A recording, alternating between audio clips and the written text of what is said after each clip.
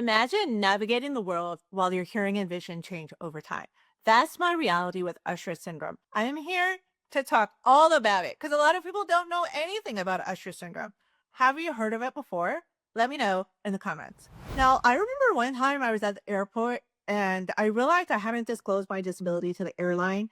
And I told the person about my disability. I asked her to add it to my ticket. And telling her, I think I mentioned what it was, a progressive vision disability, a hearing disability. And she started to talk about religion and say that she would pray for me and, she wished that I could find a cure and all this stuff. I was really upset because I don't want anyone to pray for me. I did not consent to it. I was focused on traveling. I'm living a wonderful life, but this is an example of a moment where it just crystallizes how much education is needed about Usher syndrome and this kind of deaf blindness.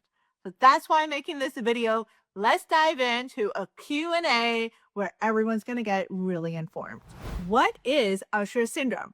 Usher syndrome is the most common genetic cause of combined deafness and blindness worldwide. Usher syndrome is a combination of a vision disability that can exist on its own called retinitis pigmentosa and hearing disability. So people can have RP, that's for short lingo for retinitis pigmentosa, on its own, a totally separate disease. And what retinitis pigmentosa is functionally, as I understand it, I'm not a doctor, okay? Disclaimer, disclaimer, I'm not a doctor. It is a deterioration of the retina where you experience night blindness first, then you experience a narrowing of the visual field. They call it tunnel vision. That's kind of a simplified way to describe it because vision is a lot more complicated than that. But that's the shorthand way they describe it. That's tunnel vision. And eventually, you might also experience a lack of acuity, like things getting fuzzy or not able to, see as much. That's just retinitis pigmentosa in a nutshell. Back to Usher syndrome. There are three types of Usher syndrome. Let's go over them. In Usher syndrome type 1, there is a severe or profound or even total loss of hearing that's present from birth. And then there are also balance issues from the beginning of life, which can impact the learning of how to walk. The vision disability starts to happen in early childhood and it is progressive. In Usher syndrome type 2, the type I have, there is also a hearing disability from birth, but it is less than type 1. It is a moderate to severe hearing disability. And then we experience our vision disability typically in our teenage years. That's when it starts. It starts with night blindness and then it can be progressive. The Usher syndrome type 3 is the most rare type. Usher syndrome type 3 is a progressive disability, both the vision part and the hearing part. So it's not present from birth. The hearing disability starts later in childhood. And then the vision disability can start in teenage years or even in adulthood. But both of them are progressive and they change over time. So this type that I have, I don't have the balance issues. So that is something that did not impact my ability to walk. And I was recommended to wear hearing aids for my level of hearing disability. So I have worn them from a young age. Is there treatment or cure? This is one of the first questions that people ask when it comes to diseases or conditions. Now, in the case of Usher syndrome, there is no known treatment or cure. There's always research being done, and I think some people focus on that. I don't personally focus on that. But there are clinical trials, there are different things being looked at, and that could be from stem cells to retina transplants. There's things going on in the research world. Now, in terms of functionally, what can you do if you are a person who has Usher syndrome is you can make lifestyle adjustments. One of the most kind of seminal pieces of research that actually impacts what we do has been on vitamins. And there's a lot of discussion in the community about what vitamins to actually take, what works, and everyone kind of figures out what they want to do. I personally take vitamin A, I take lutein, I take DHA as well in the form of a fish oil. I also take turmeric now because there's been some chatter in the community about that possibly being beneficial. And what we're trying to do with a vitamin protocol is stabilize as much as possible our progressive vision disability. Stabilize, keep it where it is, and see if we can prevent or slow it down in terms of the progression. Since we don't have any kind of treatment right now in a medical context, another area where we can have control is in our lifestyle. So, for example, fitness. I have in the past been very dedicated to fitness and I'm rebuilding my routine now. And I know a few people in the community who really focus on their physical fitness and their health. And it gives them a sense of empowerment to be able to do that. It's also nice for self defense, I guess, if you need it. In terms of diet, you can also adjust what you're eating and you kind of figure out just whatever supports good health in general and the reduction of chronic disease is probably going to be good for you. So, drinking water, reducing alcohol intake, having a low sugar diet. In my younger years, I think when I was 18, I went to Cuba because I have family there. I'm half Cuban. I met with a medicine man and I received some advice from him. And I only remember a few things that he said. This was his advice. I don't know if it's working, but I'm following it. He said to limit alcohol to no more than 3 drinks a week, to eat no sugar. He told me to eat dark chocolate. I follow that one. I'm following that too with my dark chocolate squares. I love that. That's all that I remember from him. The last thing I mention here is that protecting our eyes is also really crucial. So I am always wearing sunglasses and I have light sensitivity. I think it would be really hard for me to go outside if I wasn't wearing sunglasses. I don't know if I would be able to even tolerate it, but in general, it's something to really pay attention to as a person with a vision disability. As I progressed with it, I noticed that light coming in from the top was also bothering me. So I started to wear hats and I tried to find some fashionable ones lately. So the sunglasses and hat combo has been helpful. Also, with sunglasses, there are specific tints that you can get that are designed to be better for someone who has retinitis pigmentosa, the vision disability part of Usher syndrome.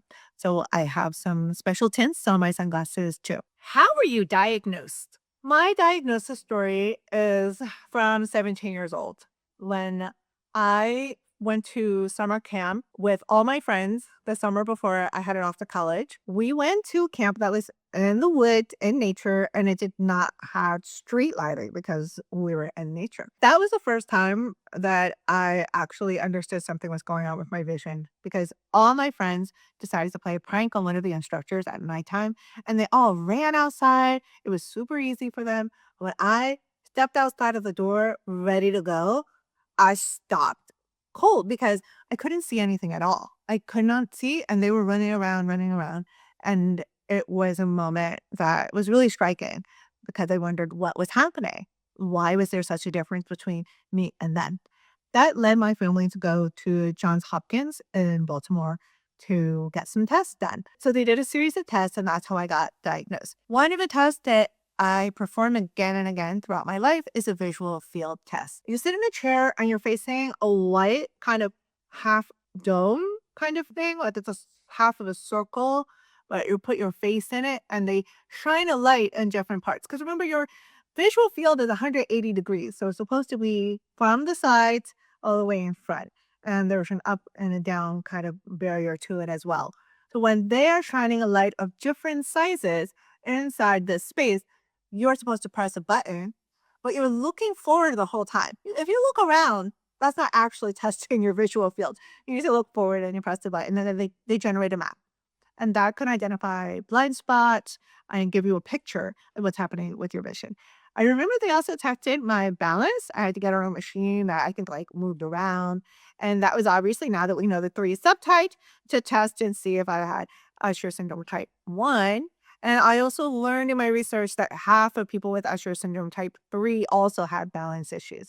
So it's important information to get. They also do stuff where they look in my eyes. There is a way that when I go to dress like an optometrist and I get glasses, they can look at my retina and they can see evidence of my retinitis pigmentosa. There's some kind of visual aspect to it that they can see. So there's a bunch of tests that they do, and that's how you get diagnosed. You can also get a genetic sequencing done. So my family was able to go through it and identify the genes that caused my Usher syndrome.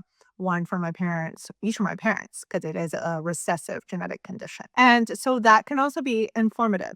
And they're collecting lots of information because this is in the rare disease category. So the more information we have, the better we can understand it. What is your vision actually like? Right now, I've had Usher syndrome for a long time. When I first got my diagnosis, I had a lot more vision. I was still driving, even at night, but night blindness was my first symptom. So let's talk about my vision now. Now I am legally blind, and that just means blind because when we use the category of blind, it includes people with total blindness and it includes people that are blind but retain some vision. So I just need everyone to know that blind is actually a category with a spectrum. Okay. So I have about 5% of my vision remaining. That's what I tell other people.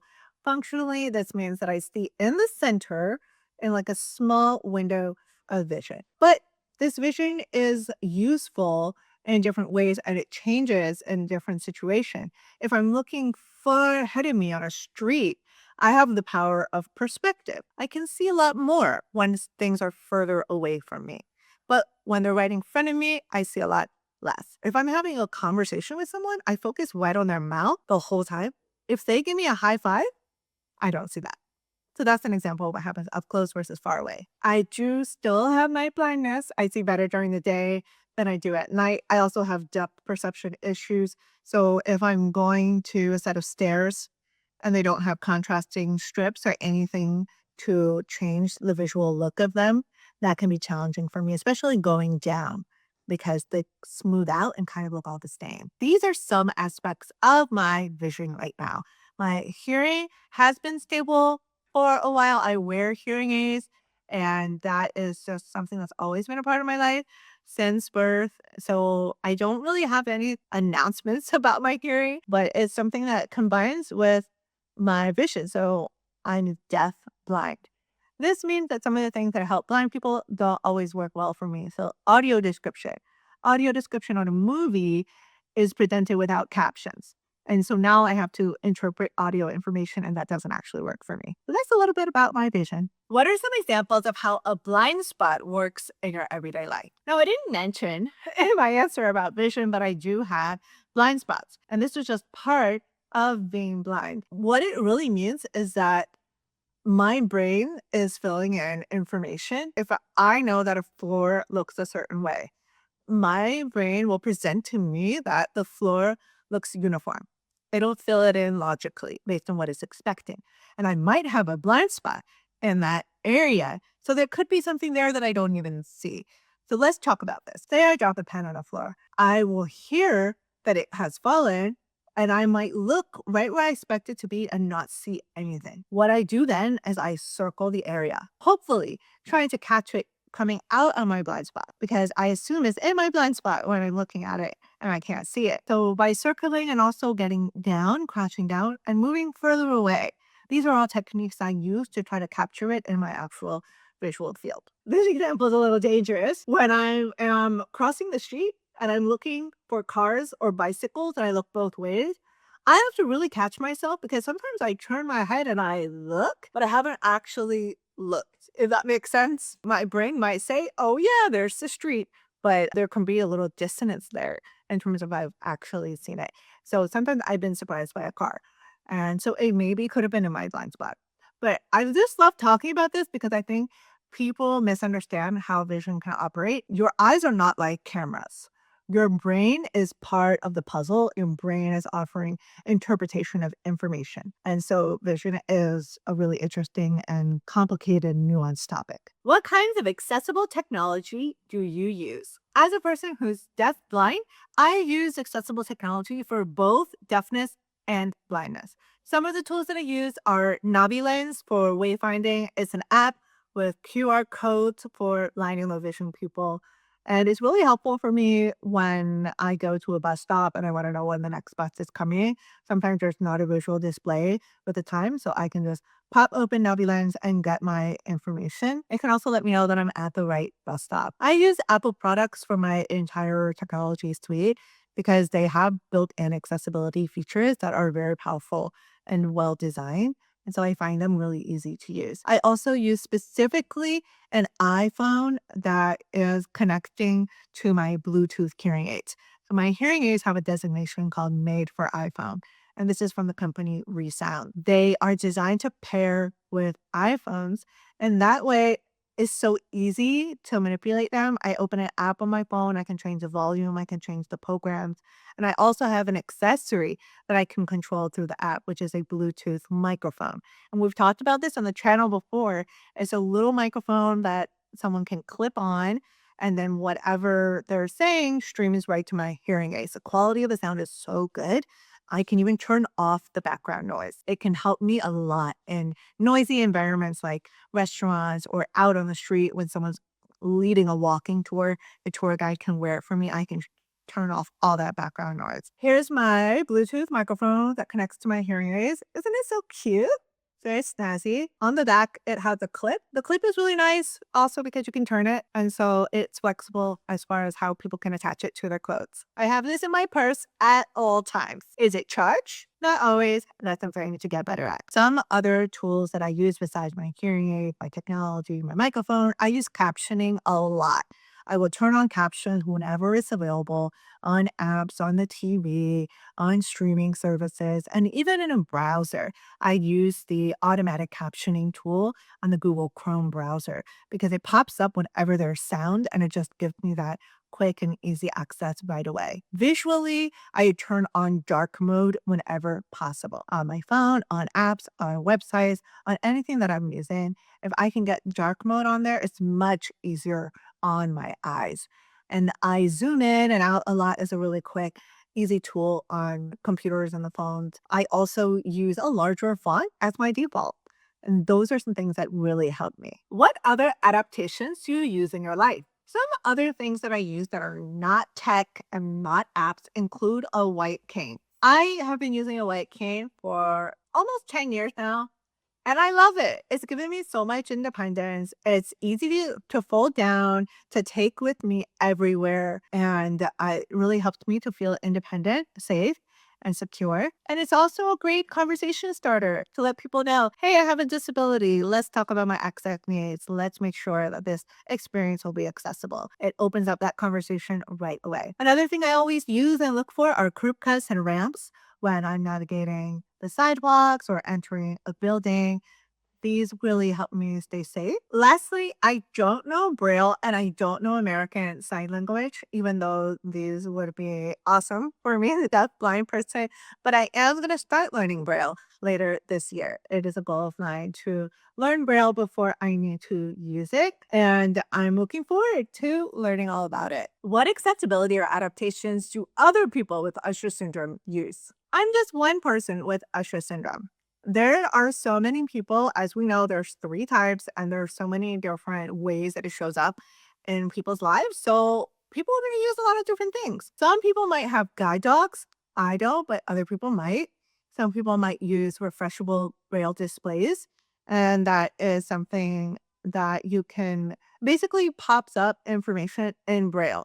So it might be from someone typing, or it might be able to translate a website or text and then display the information in Braille. So it's a really cool device. People might use Pro Tactile as a way of communication that includes signing, but also information that you can communicate. I don't know Pro Tactile, so I feel like I can't explain it very well, but it's a way for deaf-blind people to communicate, and it was developed by the deaf-blind community, which is really cool. Other tools that people might use are screen readers, which will read information aloud, handheld magnifiers, that can be even like very high tech ones, simple ones that can help magnify information and they're portable. Some people might even use smart glasses, which have functions for accessibility. And there are apps, so many apps out there. Some of the most common ones are Be My Eyes and Ira, both which can connect you to a person to help you understand where you are, to find something, to read something out loud. And with Ira, you can have a subscription. It's a really high quality service. So those are two popular ones. Navi Lens is also popular for navigation, as we talked about. There's also a tactile version of American Sign Language that some people might use if it works for them. Echolocation might be used by some blind people as a way of navigating in the home. Blind people can adapt in various ways. I've seen braille tags for clothing. If that's helpful, you can also put braille on a label maker and make braille labels for things. I've heard of so many people doing that. And then also you can use tactile bumps in the home to signify different things. Those are some ways of adapting the house. Now, out in the world, blind people might use tactile models and displays to learn about a monument or an attraction. When crossing the street, we will use the truncated domes. Sometimes they don't have correct information, but if you I'm talking about the yellow dots. So, like, for example, in a subway station or metro station, they can keep people from getting too close to the edge. That can help keep us safe. And then when crossing the street, there are some crossings that have accessible information, like an audible kind of indicator when it's time to cross. Now, because Usher syndrome is a kind of deaf blindness, I love when I can see tactile ways of knowing when it's safe to cross. Like in the UK, I've seen and posted about they have a box on a pole near where you cross, and it has like a rotating cone that you can put your hand on and feel when it starts turning, then it's your time to cross. So because we have both deafness and blindness, we're kind of pulling from tools that blind people use, that deaf people use, and then we have the subset that work for deaf blind people together. What is your advice for someone who's newly diagnosed with Usher syndrome or other forms of deafness or blindness? My advice for you is really to work on your disability identity journey. This advice actually works for anybody, even experiencing a temporary disability or a different types of disability. A lot of times when we get a new diagnosis, we get it in the medical context. And we might even stay there thinking about what are the symptoms, the treatments, the cures, like what can I do? But you've actually joined a club, the Disability Club. And there is a whole rich history, culture, and community that you can tap into. But we don't always know that when we get a diagnosis. For many years, I only tried to meet other blind people because I was so focused on understanding what my life is going to be like with blindness. I'm glad that I met blind people and learned about tools and learned about technology, but my world expanded so much more when I connected with the broader cross disability community, people who had all different types of disabilities. And what I learned about disability history, like by watching the documentary Crip Camp, which is available for free on YouTube and is on Netflix as well. Like that was such a game changer for me. And then I felt like I was part of this community with ancestors before me who had fought for my rights, who were so powerful. And I can take a lot of strength from that and a lot of inspiration from the fierceness that they had. Because when we exist in a world that's not designed for us as disabled people, we are dealing with messages that create internalized ableism within us. We start to believe we're not worthy, that we don't have value, that we're a burden, that we shouldn't speak up, that we should make ourselves smaller. And it is really hard to undo that, to work on the feelings of worthiness within ourselves and our confidence and our disability pride if we get there, because some people identify with it and some people don't. But I personally do. And I found it to be really life changing to feel complete pride in who I am, complete confidence, and not minimizing who I am. So being aware of ableism, being tapped into disability, just learning more about it has been a big part of my journey. So I recommend that for you too. Take your time. Wherever you are on your journey is totally fine. You're right where you need to be. Give yourself that grace and patience. I'm talking to you now, but my journey has been over a few decades. Okay. In the beginning, I did not feel good about my disability identity when I was diagnosed with blindness. and it took me a long time, but here I am. I got here and you can too. I hope that if you made it to the end of this video that you'll like and subscribe and that you will send this video to someone else who needs to learn about Usher syndrome. Let me know what surprised you the most about what you learned. And what questions do you still have? If you have a lot of new questions, I might make a part 2 of this Q&A so we can make sure to keep the learning going. Thanks so much for watching. See you next time. Bye.